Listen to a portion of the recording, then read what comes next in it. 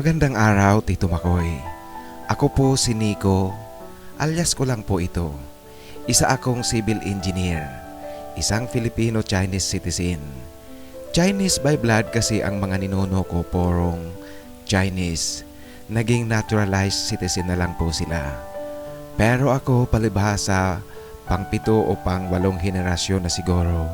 Dito na ako isinilang sa Pilipinas. Mga Filipino citizen na ang mga magulang ko. Dito ako lumaki at nakagisnan ko na ang kulturang Pilipino. Bagamat kaming mga Chinese ay talagang hindi tumatalikod sa kulturang Chino. Pero Tito Makoy, pwede kong sabihin na rin na Pilipinong Pilipino ako. Kasi lahat sa akin ay Pilipino. Liban nga sa hindi ko maitatangging mga Chinese ang ninuno ko. Sa angkan namin Tito Makoy, walang nakahalong dugo ng ibang lahi. Lahat mga Chinese. Ito ang isang tradisyon ng pamilya na hindi nababali, hindi mababali at hindi pwedeng baliin. Lahat Chinese ang dugo ng magiging kasapi ng aming angkan. Dikta ng mga magulang, dapat mag-asawa ng Chinese rin. Malaki na rin Tito Makoy ang aming angkan at bawat kasapi dito ay sumusunod talaga sa tradisyon. Ang tradisyon sa aming angkan ay isang sagradong bagay. Ang kwento ko Tito Makoy ay may kahalintulad sa kwento ni Andro at ang kanyang anak na si Andres. Yung kwento mo na may pamagat, aplikante. Parehong-pareho halos Tito Makoy, may pagkakaiba nga lang. Kaya ko naisip na ibahagi ang aking kwento kasi baka magsilbing aral man lang sa karamihan na iba ang pananaw sa buhay. Kagaya ko, sa mga lalaki Tito Makoy na ibang-iba ang pananaw sa buhay. Kagaya nga ng pananaw ko sa buhay. Liban pa dyan, baka sakaling isa ito sa mga healing processes na kailangan kong gawin para malampasan ko ang dinaranas ko ngayon.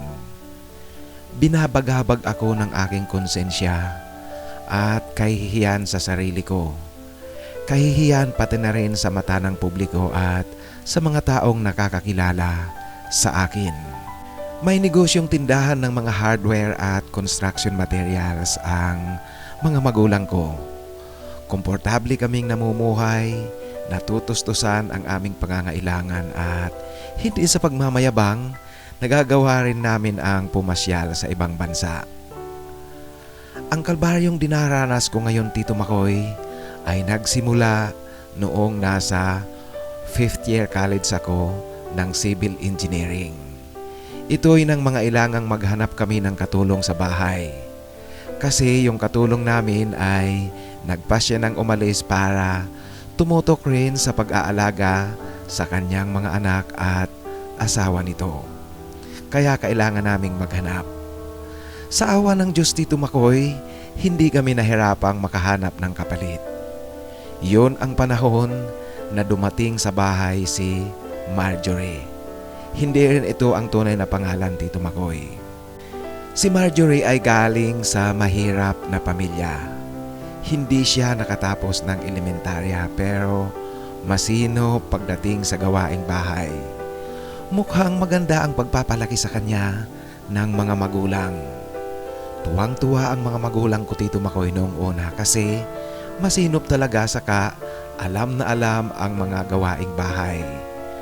Maging sa pagluluto, madali niyang nakuha ang panlasa ng mga magulang ko sa mga lutuing Chino at lutuing Pilipino. Pareho kasi namin ito Tito Makoy kinakain at tinatangkilik.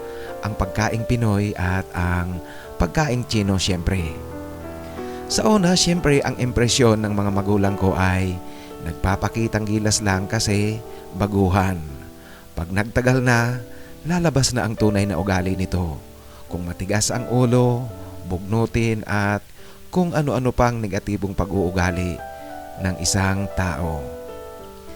Pero Tito Makoy hanggang sa lumipas ang mahigit 1 taon, walang nagbago sa kanyang ginagawa. At tila yata mas gumanda nga ang kanyang pagtatrabaho dito sa amin. Kaya naman makalipas ang mahigit 1 taon, hindi nag-atubili na dagdagan siya ng sahod ng aking mga magulang kasi natutuwa sila sa kanyang ginagawa. Malinis na malinis ang kabahayan at lahat niya nagagampanan ang mga gawaing bahay na kinakailangan niyang gawin. Isang araw, Tito Makoy, parang bigla na lang na may nakita ako sa kanya. May itsura rin si Marjorie at malinis sa katawan. Ito ang nakapukaw ng pansin ko, Tito Makoy. Alam mo na, dala ng pagiging immature ng pag-iisip, sumagi sa isip ko noon na baka pwedeng pagpraktisan ito. Iyan ang sumagi sa isip ko, Tito Makoy. Nakakahiya man, Tito Makoy, at sigurado akong mag-iinit ang dugo mo sa sinabi ko, pero sinasabi ko lang po sa iyo ang totoo na pumapasok sa aking isip. Sa madaling salita, Tito Makoy, niligawan ko si Marjorie ng palihim. Hindi naman ako nahirapan sa panliligaw sa kanya at napasagot ko siya. Naging kaming dalawa. Kasi, Tito Makoy, madalas kami lang ang naiiwan sa bahay. Ang mga magulang ko ay abala sa aming negosyo, kaya madalas kaming dalawa ang naiiwan sa bahay. Kaya naman hindi katakataka na makagawa kami ng milagro. Dahil sa meron kaming lihim na relasyon, malaya kong nagagawa kung anumang oras na gusto kong gawin ang pribadong oras naming dalawa ni Marjorie. Pag kaming dalawa lang ang naiiwan dito sa bahay. Nagkasundo kami, Tito Makoy, na walang mababago sa aming turingan. Ang aming turingan ay anak pa rin ng amo at siya naman ay katulong pa rin sa bahay. Ito'y para walang makaamoy sa aming relasyon. Saka malinaw din sa akin na hindi ito seryosohan. Lingid ito sa kaalaman ni Marjorie. Pero sadyang walang tinatago na hindi nabubunyag at walang amoy na hindi umaalinsangaw. Natuklasan din ng mga magulang ko ang aming lihim. Nagduda sila at nang masyado na, Tito Makoy, na malalim ang kanilang pagdududa, kinumpronta ako ng mga magulang ko tungkol dito. Siyempre naman, Tito Makoy, hindi ako bobo na aamin. Todo tanggi ako. Kinumpronta rin nila si Marjorie at kagaya ko, todo tanggi rin ito dahil nga sa may pag-uusap kami. Sa takot ng mga magulang ko na magkatotoo ang kanilang kinatatakutan na lumaki ang apoy sa amin ni Marjorie, pinaalis nila sa bahay si Marjorie. Ikaw, Nico, subukan mo lang na sumuway sa tradisyon ng ating angkan. Tingnan natin kung ano ang mapapala mo. Matuto kang mabuhay na hindi kabilang sa ating angkan kung sakasakali. Wika sa akin ng mga magulang ko, Tito Makoy, bilang pagbabanta nila na kinakailangan kong hindi sumuway sa aming tradisyon. Mama naman, bakit ayaw niyong maniwala sa akin? Sagot ko sa aking ina, Tito Makoy. Nako, Nico, siguraduhin mo lang. Wika ulit ng mama ko.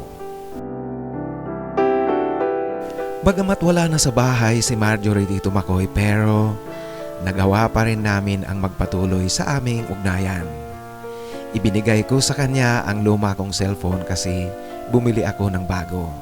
Kaya may komunikasyon kami sa text. Ito ang aming daan para magawa namin ang palihim na pagkikita namin. Isang araw, Tito Makoy, nagulantang ako sa sinabi ni Marjorie na buntis raw siya. Ha? Anong sabi mo? Hindi pwede yan. Paano mangyayari yan? Ang sabi mo, safe ka sa pagkikita natin. Yan ang tanong ko, Tito Makoy, kay Marjorie na may pagkabigla at may pagkatakot. Ang akala ko safe ko kasi tama naman ang bilang ko. Sagot sa akin ni Marjorie. Si Marjorie kasi, Tito Makoy, tinuruan ko siyang magbilang kung kailan safe at kung kailan hindi. Pag hindi safe, hindi kami nagkikita. Kaya labis akong nagtataka sa sinabi niya na hindi na raw siya dinadatnan mahigit ng 1 buwan ang delay. Marjorie, ako lang ba ang boyfriend mo? Tanong ko kay Marjorie. Bagay na ikinagalit sa akin ni Marjorie Tito Makoy, kaya nasampal ako kasunod ng paghagulhol nito. Bakit? Akala mo sa akin sausawan ng bayan? Kapal ng mukha mong magsalita ng ganyan. Sagot sa akin ni Marjorie Tito Makoy na umiiyak. Mula noon Tito Makoy, hindi na ako nagpakita pa kay Marjorie. Nagpalit na rin ako ng cellphone number kaya di na niya ako natatawagan o kaya maging text hindi na siya nakakapag-text sa akin. Nang mawala ang aming komunikasyon, ang ginawa ni Marjorie, nag-text ito sa mama ko. Sinabi niya sa mama ko ang problema kaya kaagad naman siyang kinausap ng mama ko. Alam mo Marjorie, sayang, gusto pa naman sana kita sa bahay kasi masipag ka. Pero sa ginagawa mo ngayon, hindi ko na nagugustuhan. Sabi mo noon wala kayong ugnayan ni Nico. Tapos bigla-bigla na lang buntis ka at si Nico ang ama. Ano to? Laro-laro? Ano ba talaga Marjorie ang gusto mo? Magkano ba? Tanong ng mama ko kay Marjorie Tito Makoy. Ma'am, di naman po pera ang habol ko. Sagot naman ni Marjorie sa mama ko. Alam mo Marjorie, didiretsahin kita. Kung hindi ka titigil sa kalukuhang ito at patuloy mo kaming gagambalain, mapipilitan akong kasuhan kita. Kaya lubayan mo na ang aming pamilya. Pananakot ng mama ko. Inabutan siya ng mama ko ng 20 mil para tumigil lang, pero hindi ito tinanggap ni Marjorie Tito Makoy. Mula noon sa takot siguro, tuluyan nang hindi nagparamdam sa amin si Marjorie. Masaya ako Tito Makoy kasi wala nang problema.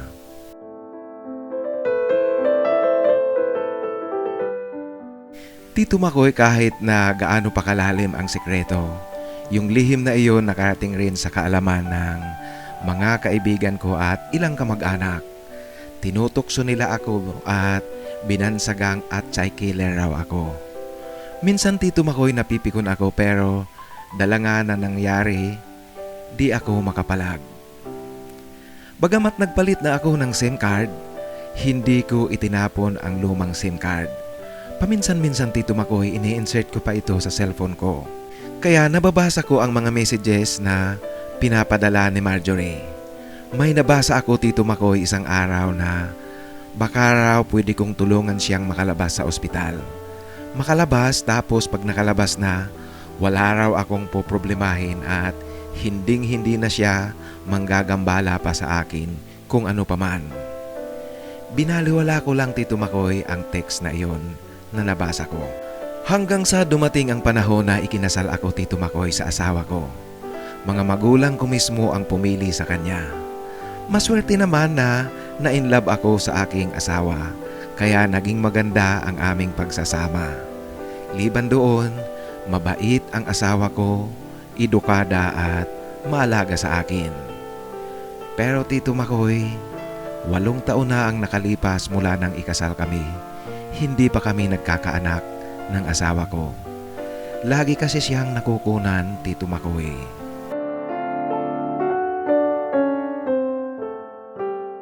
Isang araw, pumunta ako sa aking project site, sumama ang asawa ko.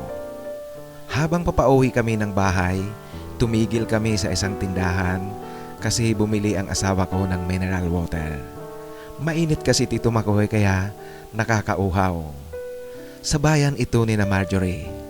Tumigil ako sa isang tindahan na may malapit na papag na tindahan ng mga kakanin. Katabi ito ng tindahan kung saan bumibili ng mineral water ang asawa ko. Pagbalik ng asawa ko sa sasakyan, may lumapit na batang lalaki mula sa papag ng mga kakanin. Sa tansya ko Tito Makoy, ang bata mga 8 hanggang 10 taong gulang. Meron siyang daladalang ice box. Nagtitinda pala ito ng ice candy. Natukso ang asawa kong bumili at Tito Makoy, pagtingin ko sa bata parang kinabahan ako kasi Pagtingin ko sa kanya parang ang mukha niya ay hawig sa akin noong bata pa ako. Ewan ko ba Tito Makoy bakit ganoon. Nang inaabot ng bata ang sukli sa asawa ko, ang asawa ko naman hindi na ito tinanggap. Pakasarado ng pintuan ng sasakyan, may lumabas na babae sa papag. Tito Makoy, si Marjorie. Hindi ako nagkakamali. Si Marjorie. Tinted ang salamin ng sasakyan ko Tito Makoy kaya sigurado akong hindi ako nakita ni Marjorie. Pero bigla akong pinagpawisan ng malamig hanggang sa tumatakbo na ang sasakyan, dumadaloy sa mukha ko at sa katawan ang pawis. Labis itong ipinagtataka ng asawa ko. Nagtatanong siya kung ano raw ang nangyari at bakit parang balisang-balisa ako. Kainin mo nga itong ice candy, baka sobrang init yan, wika ng asawa ko sa akin. Hindi ako kumikibo Tito Makoy, nagdadrive lang ako. Nakarating kami ng bahay hanggang sa pagtulog ko sa gabi, hindi nawawala sa isip ko ang bata, ang kanyang mukha. Anak ko ba yun? Tanong kong palagi sa isip ko Tito Makoy. Nakalipas na ang ilang araw talagang hindi siya nawawaglit sa isip ko. At sa sobrang kaiisip ko sa bata, minsan napapanaginipan ko na naglalaro daw kaming dalawa, ako at ang batang iyon. Tapos bigla siyang magpapaalam kasi magtitinda pa raw siya. Siya siguro Tito Makoy ang anak ko kay Marjorie. Hindi ako sigurado pero hindi ako natatahimik.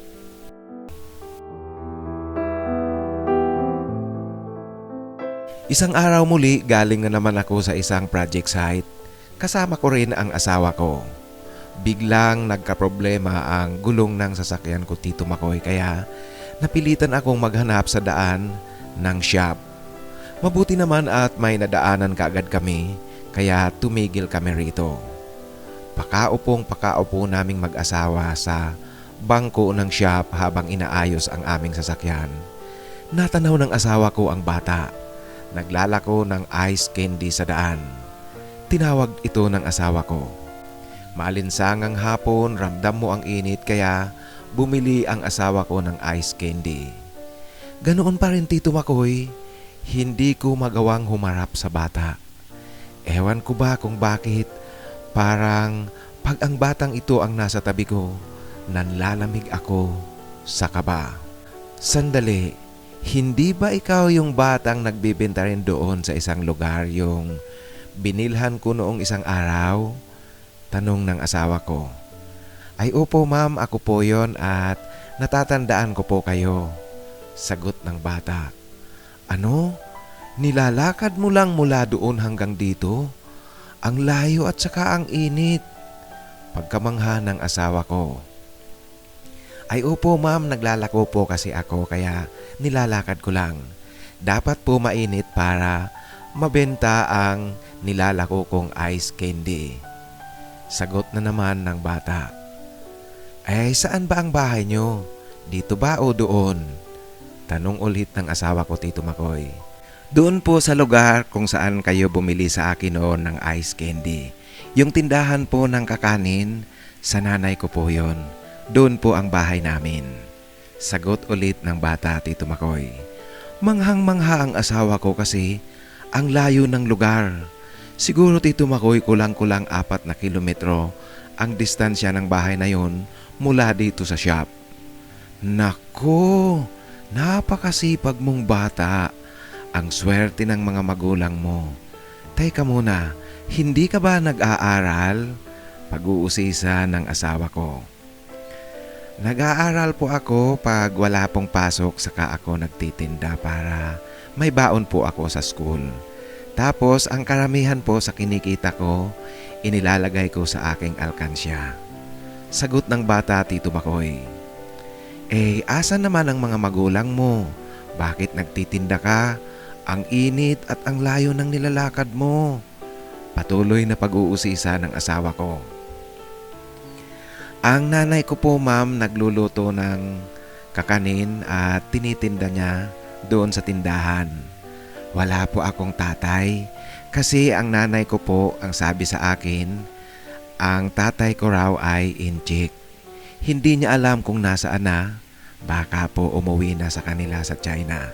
Kaya hindi ko po kilala ang tatay ko.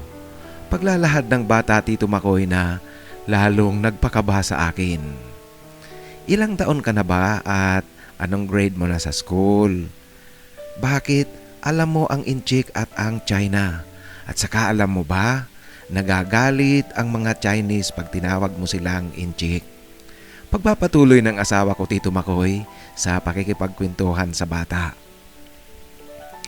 10 taong gulang na po ako ma'am at grade 4 po ako. Siyempre ma'am, tinuturo po sa school namin yung sa araling panlipunan, kaya alam ko ang bansang China at alam ko ang mga inchik. Sagot ng bata Tito Makoy. Sa pananalitang ito ng bata Tito Makoy, batid ko na matalinong bata ito kasi alam na alam ang mga sagot sa mga itinatanong ng asawa ko. Sa pagkikwentuhan ng dalawa, mukhang nag-i-enjoy talaga ang asawa ko na makipagkwentuhan sa bata kasi naaaliw siya rito. Bagamat kinakabahan ako Tito Makoy, nagawa kong kunan sila ng video. Oh, ayan, harap ka sa camera. Binibidyo tayo. Sige, kaway ka. Wika ng asawa ko sa bata. Ngumiti ang bata at humarap sa camera. Tapos kumaway rin ito Tito Makoy, base na rin sa sinasabi ng asawa ko. Habang nag-uusap sila, kung ilang ice candy ang naubos ng asawa ko kasi nga maalinsangan talaga. Ilang saglit pa ay pinayagan na ito ng asawa ko na umalis para magpatuloy sa kanyang paglalako. May sukli pa sigurong mga 10 piso pero hindi na ito Tito Makoy kinuha ng asawa ko.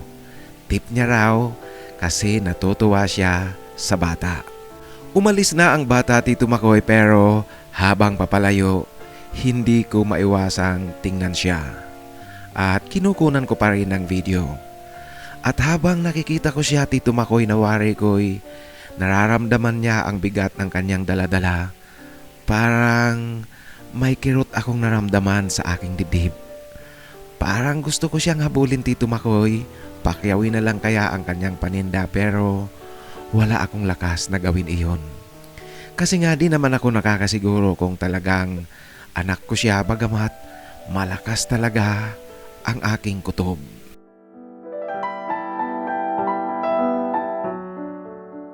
Pagdating namin sa bahay, naninigarilyo ako at umupo sa may terasa ng aming bahay.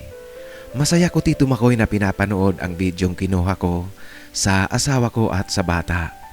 Bagamat kinakabahan pero naaaliw akong tingnan at titigan ang mukha ng bata.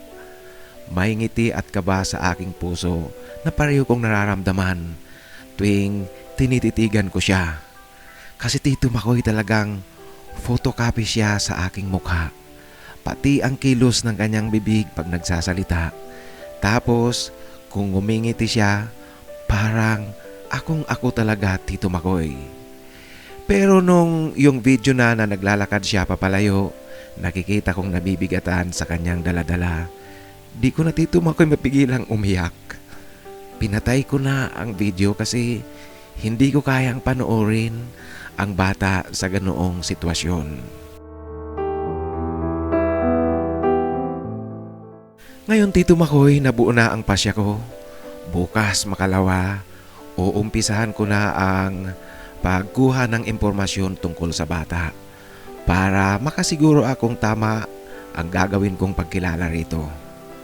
Oras na mapatunayan ko na anak ko nga siya Tito Makoy, buong suporta ang ibibigay ko dito. Kahit pa Tito Makoy kasi sa lukso lang ng dugo at pakiramdam, siguradong sigurado ako na anak ko ang batang iyon. Hindi ako maaaring magkamali. Ganun pa man, gusto ko pa rin daanin sa mahusay na paraan. May kakilala akong kaibigan na pwedeng tumulong sa akin para sa pagkalap ng impormasyon tungkol sa bata. At kumausap na rin ako ng abogadong tutulong sa akin para maging legal ang pagbibigay ko ng suporta sa bata kung sakasakali. Pero Tito Makoy, dahil nga sa ang daming trabaho, ang daming inaasikaso, hindi ko kaagad na umpisahan ang plano ko. Bagamat buo na ang aking pasya, buo na ang lahat sa akin. Pero dahil nga palaging busy, hindi ko kaagad ito na umpisahan. Isang hapon, Tito Makoy, biglang tumawag sa akin si Anton. Ang matalik kong kaibigan. Siya ang pinakamatalik kong kaibigan para kaming magkapatid. Tumawag siya kasi emergency raw. Kailangan ngayon ni Anton ng 50,000 pang deposito raw sa ospital kasi meron siyang batang na aksidente sa daan habang nagdadrive. Kailangan ngayon din kasi wala siyang oras para maghanap ng ATM machine upang mag-withdraw ng pera. Medyo Tito Makoy ang ospital na tinutukoy ni Anton, hindi kalayuan sa tindahan ng mga magulang ko. Kaya tumawag ako sa aking mga magulang na utusan ang isa sa aming mga tindera na dalhan ng 50,000 si Anton sa ospital. Kinabukasan, Tito Makoy, pumunta sa bahay si Anton para dalhin sa akin ang kapalit ng nahiram niyang 50,000. Pare, maraming salamat talaga. Nakangiting wika sa akin ni Anton habang inaabot niya sa akin ang pera, Tito Makoy. Pero parang nakikita kong pilit lang ang kanyang ngiti. Ngumingiti ka, bakit ganyan ang itsura mo? Kumusta pala ang pasyente mo? Tanong ko kay Anton. Ayun pare, nasa ICU pa rin at hindi pa rin nagkakamalay. Pero naaawa rin ako sa pasyente at sa magulang nito, wika ni Anton. Anong sabi ng mga magulang? Tanong ko naman, Tito Makoy. Wala naman. Aminado silang kasalanan ng bata kasi bigla itong tumawid kaya nabundol siya ng sasakyan ko. Dahil nga mababait ang mga magulang at mga kamag-anak nito, kaya lalo akong naaawa at tila lalong nakakakonsensya kung hindi ko sila tutulungan. Kahit pabaga hindi ko kasalanan pero parang obligasyon ko talagang tulungan sila. Alam mo Nico, bagay na maging parte ka ng masamang pangyayari, makukonsensya ka talaga kung hindi ka man lang tutulong. Paglalahad sa akin ni Anton, Tito Makoy. Alam mo kasi Tito Makoy, itong si Anton, madaling manlambot sa mga bagay na may kinalaman siya. Lalong-lalo na ang problemang katulad nito na nakabundol siya ng bata sa daan. Mamaya Nico, mag-uusap kami ng magulang.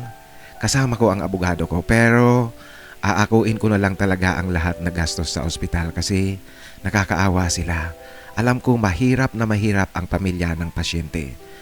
Kaya sana magkamalay na ang bata at makarecover. Pagpapatuloy ni Anton, Tito Makoy, na nananalangin na maging maganda ang kalalabasan ng lahat. Sumunod na araw muli, Tito Makoy, muling bumalik sa akin si Anton. Parang Biyernes Santo pa rin ang mukha. Oh, bakit ganyan ka pa rin? Akala ko ba maayos yung naging usapan nyo kahapon? Wika at tanong ko, Tito Makoy. Tito Makoy, huminga muna ng malalim si Anton bago nagsalita.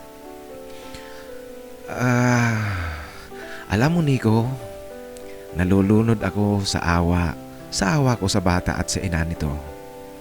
At alam mo ba Nico, may dapat kang makita at may dapat kang malaman. Si Anton, Tito Makoy, talagang lalaking iyakin.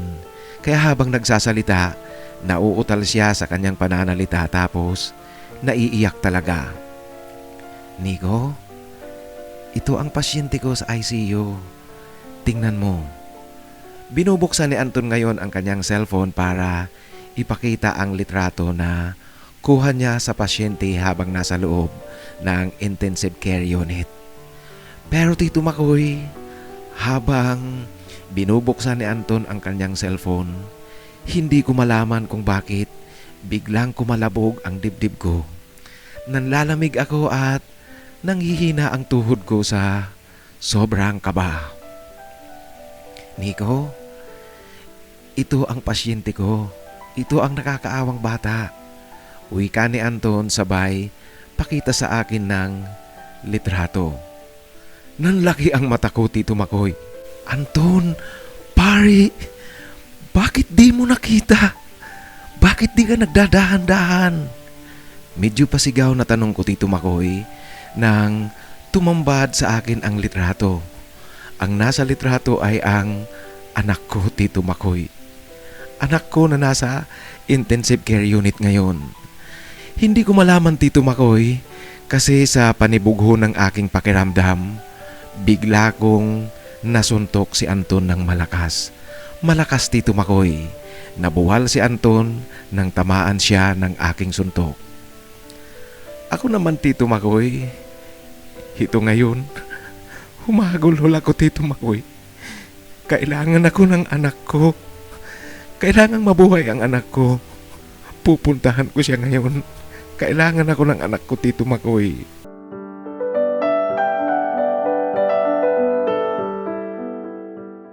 Pero dahil, Tito Makoy, magkaibigan nga kami ni Anton, humingi rin ako sa kanya ng sorry. Kasi mali ang nagawa ko. Naintindihan naman ito ni Anton at habang humahagulhol ako, tinatapik-tapik niya ang aking balikat bilang pagpapahayag ng kanyang pakikisimpatya sa akin. Hindi kami nag-aksaya pa ng oras, magkasama kaming pumunta sa ospital. At pagdating ko doon, tamang-tama naman na ang nakabantay ay kapatid ni Marjorie. Buong pagpapakumbaba at pagmamakaawa kong hiningi sa kanya na payagan akong makapasok at makalapit sa anak ko. Kilala ang pamilya namin ng mga doktor sa ospital, kaya nang humingi rin ako ng permiso ay pinayagan nila ako, Tito Makoy.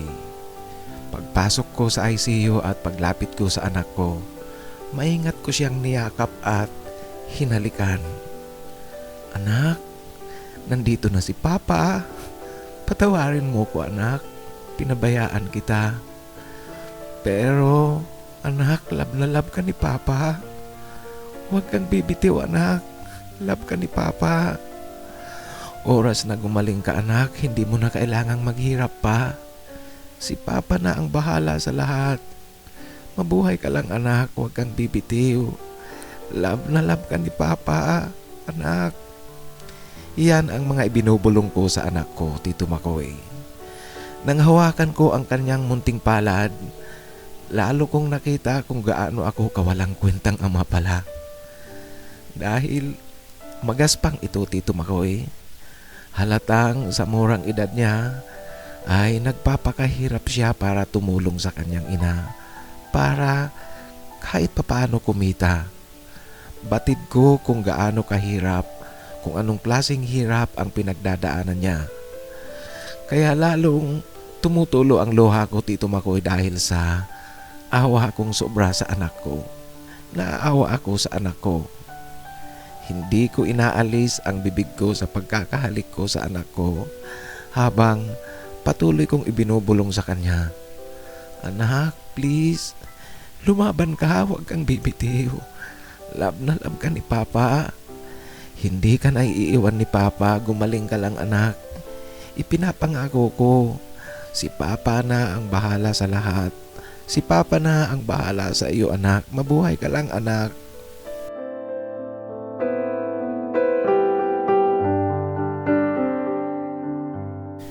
Wala akong tigil sa kaiiyak, Tito Makoy, at sa kagustuhan kong nasa tabi ako ngayon ng anak ko.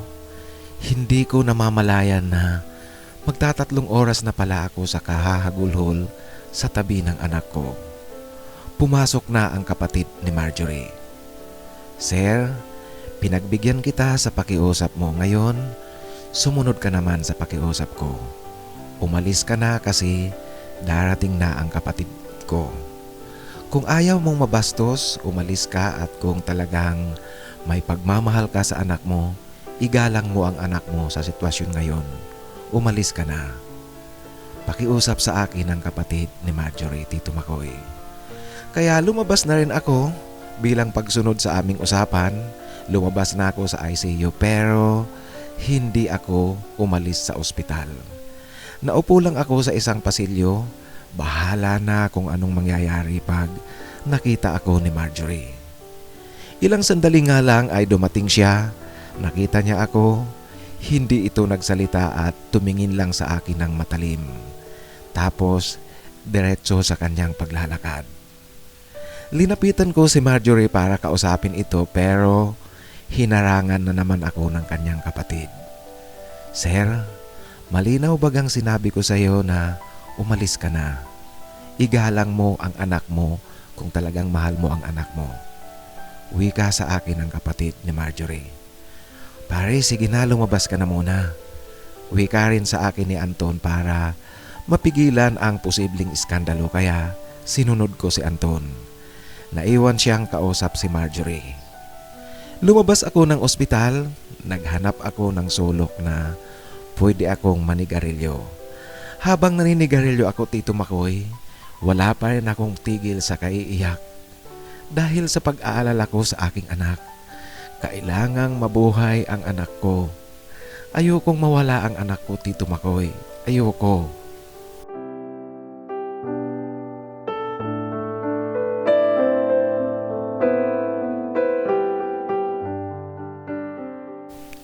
Makalipas pa ang ilang sandali, tumawag sa akin si Anton at pinapapasok ako sa ospital. Kaya tumakbo kaagad ako papasok sa ospital na may malakas na kaba sa aking dibdib. Nabahala ako, Tito Makoy, nang makita ko sa loob ng ICU, nagkakagulo ang mga doktor at nurse sa higaan ng anak ko. Nire-revive nila ang anak ko. Hanggang sa makita ko, Tito Makoy, na tumigil na sila. Tapos tinatanggal na ang lahat na nakakabit sa katawan ng anak ko. Tinakpan na nila ng kumot ang anak ko. Wala na, Tito Makoy. Wala na ang anak ko. Ngayon ang tanging nagagawa ko na lang ay humahagulo habang tinitingnan kong inilalabas sa ICU ang anak ko para ipasok ito sa morgue. Sinisisi ko ngayon ang sarili ko, Tito Makoy. Kasalanan ko lahat ito. Kasalanan ko. Wala akong kwenta, Tito Makoy. Walang kwentang ama.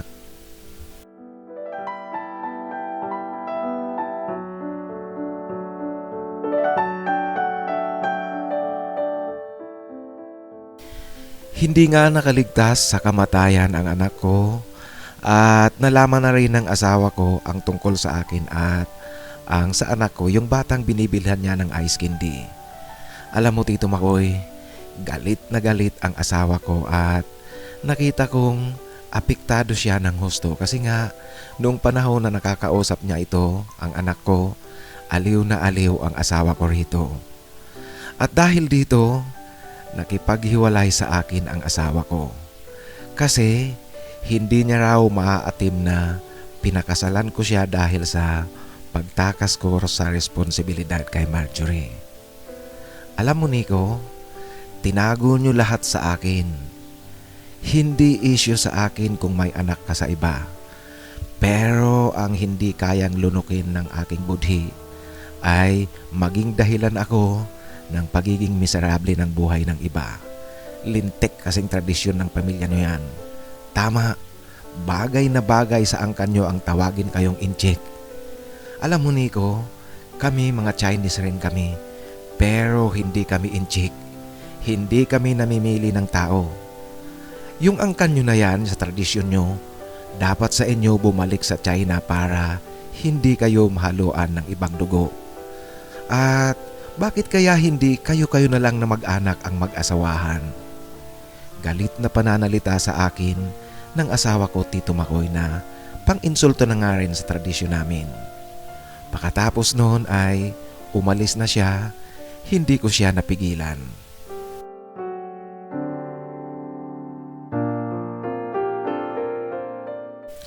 Pinilit ko pa rin ayusin ang lahat sa amin ng asawa ko. At maging ang mga magulang ko ay nakiusap sa kanya, pero ganoon din ang sinabi niya sa mga magulang ko. Kalokohan, kasakiman at kaswitikan ang tradisyon ng aming pamilya. Ayaw na talaga ng asawa ko na makipagbalikan. Yung mga masasakit na pananalitang iyon, hindi naman nakapalag ang mga magulang ko. Kasi Tito Makoy, tama siya. Inilihim namin sa kanya ang buo kong sitwasyon bago kami ikinasal. At ngayon niya lang nalaman ang buong kwento. At ang asawa ko kasi Tito Makoy talagang malambot rin ang puso. Kaya hindi ko siya masisisi na ganoon na lang ang kanyang galit. Ang pagkamatay ng anak ko at ang pakikipaghiwalay ng asawa ko, ito na ang pinakamasakit na parte ng buhay ko, Tito Makoy. Alam mo, Tito Makoy, ginawa ko na rin minsan ang magpakamatay. Uminom ako ng maraming sleeping pills. Pero sa kasamaang palad, nagising rin ako. At nakatulog ako na parang normal lang ang naganap. Hindi ko alam kung piki ang nabili kong sleeping pills. Walang kamalay-malay lahat sa bahay kung ano ang ginawa ko, kaya baka nga piki ang nabili kong sleeping pills. Pero hindi ko na inulit iyon.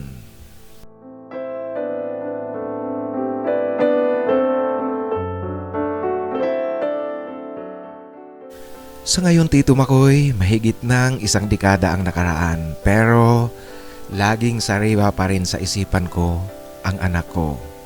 Sariwa sa isipan ko ang nakikita ko sa kanya noon. Siguro, Tito Makoy, kung buhay ang anak ko, nasa 22 o 23 anyos na siya ngayon. Binata na sana ang anak ko. Ganoon pa man, kahit na matagal ng panahon, paminsan-minsan ay napapaniginipan ko pa rin siya. Lagi kong nakikita sa aking panaginip ang paghihirap ng anak ko. Ang paghihirap para lumaban sa hamon ng buhay, sa kabila ng kanyang kamusmusan. Nagpalaminate ako ng larawan ng anak ko buhat sa video na kinuha ko sa kanila noon ng asawa ko. Isinabit ko ito sa sala ng bahay namin. At tuwing may magtatanong sa akin, Tito Makoy, kung sino ang nasa larawan, laging ang sagot ko sa kanila, "Anak ko yan. Alam nyo, namatay ang anak ko dahil sa kapabayaan ko at sa kaduwagan ko, at dahil na rin sa pagsunod ko sa tradisyon ng pamilya namin." Palaging iyan ang sagot ko sa kanila, Tito Makoy. Sana, Tito Makoy, magsilbing aral ang kwento ko sa mga taong katulad ko. Di ko alam kung paano ko ilalarawan ang sarili ko at ang pagkatao ko. Hanggang dito na lang po ang aking kwento, Tito Makoy. Maraming salamat. Gumagalang, Nico.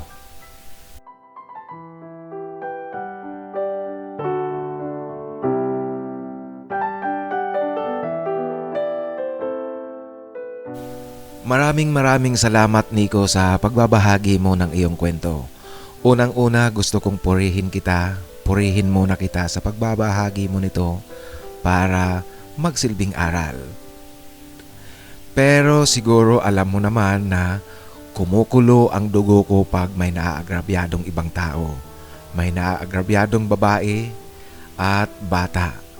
Alam mo, noong sabihin mo sa unang bahagi nitong kwento mo, nung sabihin mo na magpa-practice ka kay Marjorie, kumulo na talaga ang dugo ko sa pananalita mong iyon. Ganoon ba ang pamilya nyo? Ganoon ba ang pagtingin nyo sa mga mahihirap? Ganoon ba ang pagtingin nyo sa ibang tao na walang pinag-aralan? Laruan lang? Yan ang ikinulo ng dugo ko. Hindi mo alam kung paano mo ilalarawan ang pagkatao mo. Pues ito, ako na ang maglalarawan sa iyo. Ikaw yung tipo ng lalaking o tipo ng tao na handang talikuran ang lahat sa ngalan ng mamanahin. Pinaka-importante sa iyo ang mamanahin mo. Ikaw ang lalaki na walang sariling pag-iisip, walang sariling prinsipyo. Sunod-sunuran ka sa dikta ng magulang, dikta ng iyong angkan. Ang isang tunay na lalaki, alam mo, naninindigan sa tama, handang ipaglaban ang katayuan, lalo pat may isang bata na kapakanan na ng bata ang nakataya. Unang-una, ang sabi mo sa akin, ang tradisyon ng inyong angkan ay sagrado. Alam mo ba ang ibig sabihin ng salitang sagrado? Ang sagrado, ang ibig sabihin niyan ay banal. Pero ang tradisyon ng inyong pamilya na inyong sinusunod, walang tumataliwas dito. Hindi yan kabanalan. Rasista ang tradisyon ng inyong pamilya. Kaya tama nga ang asawa mo na bumalik na lang kayo sa China kasi hindi kayo bagay dito sa Pilipinas. Kung nasa China ang angkan nyo, siguradong sigurado kayo na hindi mahaluan ng ibang dugo. Chinese lang ang makakahalo sa inyong angkan. Hindi mo rin napangalanan ang anak mo dito sa iyong kwento. Ewan ko lang kung sinadya mo o sadyang hindi mo rin alam kung ano ang pangalan ng iyong anak. Alam mo, hindi mo na kinakailangan pang mag-hire ng private investigator para alamin ang pagkatao ng anak mo. Kasi nagkaroon ka na ng pagkakataon na makausap ang anak mo. Kung matino ka noon, sana kinausap mo na yung anak mo nung kinakausap siya ng asawa mo. Tinanong mo na ang kanyang pangalan, ang kanyang nanay, ang kanyang birthday. Malalaman mo sa impormasyon pa lang na iyon na ibibigay ng anak mo, malalaman mo magkakaroon ka na ng lead kung talagang anak mo siya. Pero ikaw na rin nga mismo ang nagsasabi na kopyang-kopya ang mukha mo. At saka sana pinakyaw mo na yung tinda ng anak mong ice candy. Binigyan mo na siya ng 1,000. Hindi mo na siya pinayagang maglako pa at pinasakay mo na sa sasakyan nyo. Ibinaba nyo siya sa kanyang bahay. Pinakain mo rin siya ng ice candy na kanyang tinitinda at pagkatapos yung pinagkainan niya itinago mo para dalhin mo ito sa laboratory para makuhanan ng DNA exam. Pwede mo yung gawin sana yun noon kung naisip mo na. Kaso ang problema sa'yo, laging sinasabi mo hindi mo maintindihan ang sarili mo. Ano ba yan? Hindi mo maintindihan kung ano ang pagkatao mo. Pasensya ka na sa tabas ng aking dila. Kasi talagang kahit na letter sender kita pero galit na galit ako sa mga ganitong sitwasyon. Isa pa, sana mali ang pagdududa ko. Noong sabihin mo na kumausap ka na ng abogado para ayusin ang tamang pagsuporta mo sa anak mo. Sana mali ako. Sana ang pagsuporta na sinasabi mo ay talagang pagsuporta lang sa anak mo. Kasi baka dahil sa pagsuporta, plano mo na naman na o kaya plano mo noon na agawin kay Marjorie ang kustodya ng anak mo. Sana mali ako. Kasi ang pagdududa kong ito dahil sa may pera kayo, mayaman kayo. Sina Marjorie mahirap, walang pinag-aralan. Isang banggit mo lang ng salitang kaso. Aba, takot ang mga yan. Nanginginig ka agad ang tuhod ng mga yan. Wala silang lakas para lumaban. Wala silang kakayahan, wala silang pera para labanan kayo. Sana nga mali ang pagdududa ko. Pero ganun pa man, ngayon nakikita mo na ang iyong kamalian. Eto, basahin mo pa ang aking bibig. Huwag kang mag-alala, magkakaanak ka ulit. Marami pa sigurong babae dyan na pwede mong gawing praktisan. Makakagawa ka ulit. Yan, basahin mo ang tono ng aking bibig. Ganun pa man, para mawala yung, alam mo, parte ng healing process mo ngayon, mas maigi siguro na ito, seryoso na to. Hindi ito pabalbal na payo ko sa iyo. Maigi siguro na kausapin mo si Marjorie. Humingi ka ng tawad. Patawarin ka man niya o hindi, basta humingi ka ng tawad. Kung patatawarin ka niya, mas maigi, mas makukuha mo ang katiwasayan ng iyong pag-iisip. Sa anak mo, patuloy kang manalangin at patuloy ka rin humingi sa kanya ng tawad. Darating ang oras na malalampasan mo ang pinakamadilim na parting ito ng buhay mo. Pero tumino ka na at wag mo nang uulitin yung pagpapractice na yan. Sa muli, humingi ka ng tawad, kausapin mo si Marjorie at baka sakaling patawarin ka niya. Doon ka lang magkakaroon ng katiwasayan at katahimikan sa iyong pag-iisip. Maraming salamat muli. Mga kaibigan, kung meron po kayong nais na ibahaging kwento, ipadala lang sa aking email titomarcos@yahoo.com at titomarcos@gmail.com. Maraming salamat po.